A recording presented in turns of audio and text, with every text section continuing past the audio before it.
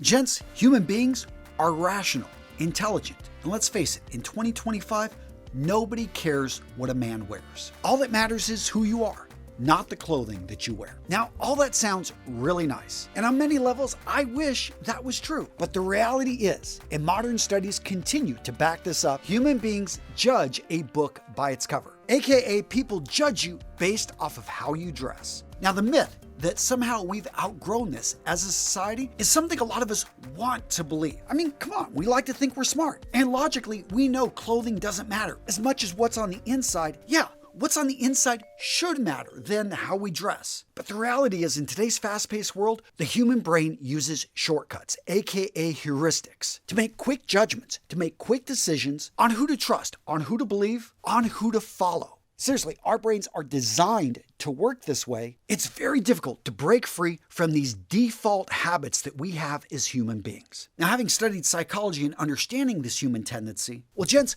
that's one of the reasons I created this channel, so that you can leverage this human biases to your advantage. And I'm not talking about manipulation. I'm simply talking about dressing in a way that shows your self-respect and helps other people understand who you are and what you stand for. Understanding that there is a message being sent, whether you like it or not, and therefore controlling the message by mastering your image and presentation. Next up, if you care about your image, if you care about style, you are obviously a vain, shallow, narcissistic person. Seriously, only posers, peacocks, and dandies care about their clothing. Real men don't stare at themselves in the mirror. They leave that to the fashion divas. Because obviously, caring about how you look means you are obsessed with yourself. In fact, spending time on your image, guys, that's just showing off. All right, gents, so straight up, you are not a narcissist for caring about style. Okay, so maybe some of you guys are. But seriously, checking yourself over in the mirror before you leave for work, dressing in a manner that you look good, selecting clothing that works for your build. Guys, the way I like to put this simply is it's about self-respect. When you look in the mirror,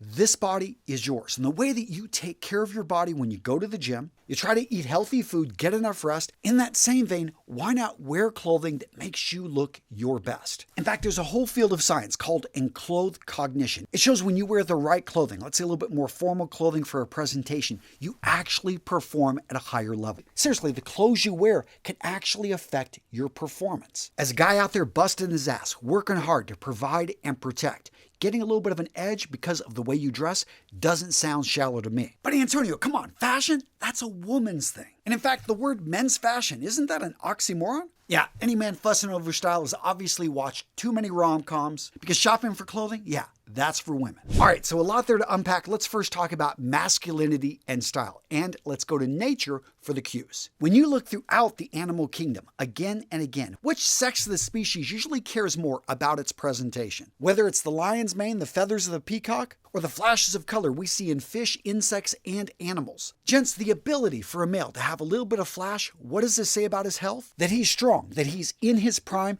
that this is the type of male that you want to be around. Straight up, other males want to be around him, they want to follow him. And the females, well, they want to have a little bit of fun behind closed doors. And gents, if you need examples from our species, just look at your history. Some of the most masculine guys out there dressed in a manner that maybe today we would consider a bit extreme, a bit flamboyant. But at that time, at that period, it signaled their social status that they were on top. All right, Antonio, I hear you, but here's a fact for you. Style is not going to get you the job. Style is not going to get you the promotions. My boss only cares about results. Dressing sharp won't fix your lack of skills. And work is all about merit, not how shiny your shoes are. So first up, I agree with a lot of this. Your competence and your ability to do the job is paramount. If you don't have the skills to pay the bills, you are not going to get the job, and if you do, you're not going to last. That being said, the people you work with, your boss, your customers, they are human. As such, they fall into the same traps as everyone else, basing and making decisions off of what they see. When customers meet you for the first time, especially in today's day and age when we don't meet people as much,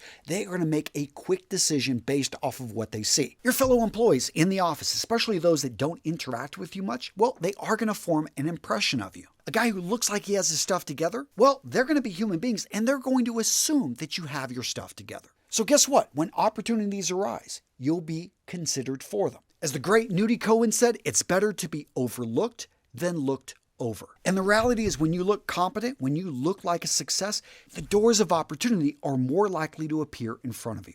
Well, in any case, spending all that money on clothing is a waste. Seriously, if I'm going to spend thousands and thousands of bucks, I'm going to invest that money, not waste it on clothing that'll go out of fashion in a year anyway. So one of the biggest myths out there is that dressing sharp is expensive. And straight up, if you buy everything new, if you buy everything retail, and you need it immediately, yes, it can be. However, if you leverage the concept of the interchangeable wardrobe, that's where if you got 3 pairs of shoes, 3 trousers, 3 shirts, and 3 jackets. Now the goal here is for you to have 3 solid outfits with all 12 of those items. See how it goes right across 3, 3, 3, and 3? It's that are all 100% interchangeable. Instead of 3 outfits here, we actually have 81 outfits. On top of that, if you focus in on the style pyramid, which is fit, function, and fabric, and always look to buy quality over quantity. Well, gents, following these simple rules and maybe giving yourself a year or 2 to put this wardrobe together, guys, you can assemble a closet of clothing that every time you get dressed, you're going to love how you feel, you're going to love how you look. And if you're a savvy shopper, you can do this for a lot less money than you expect. Whatever, Antonio, I take the words of William Wallace seriously. Oh, freedom!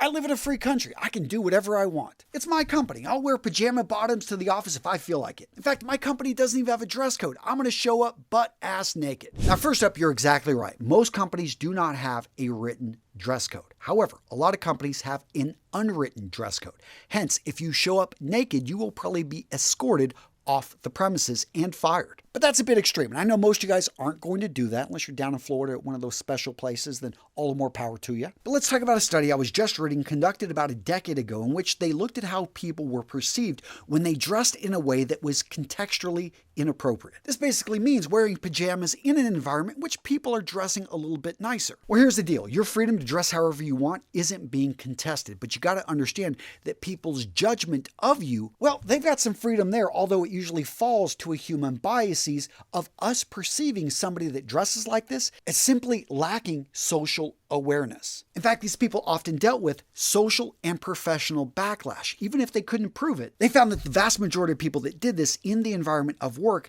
did not have as successful careers if they had dressed appropriately. And that's because human beings evolved in tribes. We like to all look and feel alike. Hence why I'm not going to recommend, if you got a casual work environment, to wear a black tie every day. That being said, look at your position in the tribe. You may work at a casual construction company, but if you're their attorney that normally works in an office and is dealing with multi-million-dollar deals day in, day out, well, in that case, I don't think it would be inappropriate for you to dress a couple levels above the average person because your uniform, your choice of clothing works with the job that you fulfill. Here's the deal. If you're a man in your 30s, 40s, or 50s, looking to level yourself up to find a community of like-minded warriors out there trying to improve their health, wealth, and purpose, well, gents, if that's you, you need to check out our new community, HWP. Over at HWP, we've got a step-by-step program to help men become their best selves. I've developed this program over the last decade, leveraging my experience as a former officer of Marines, business owner,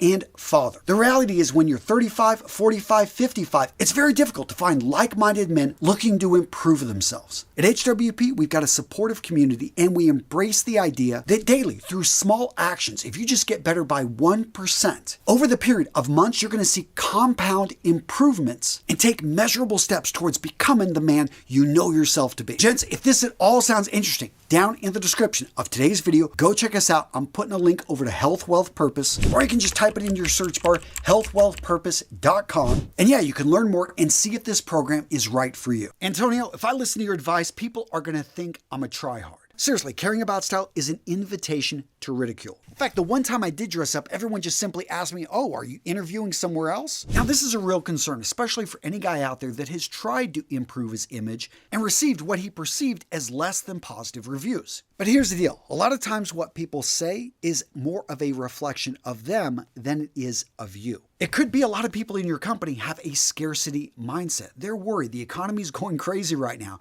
They don't want anyone in the tribe to rock the boat. And you taking this action to stand out, what are you trying to do? Are you trying to make them look bad? And when you realize that's the way they're thinking, guys, all of a sudden you realize it's not you, it's them. Next up, when you're stepping up your style, just step one level above.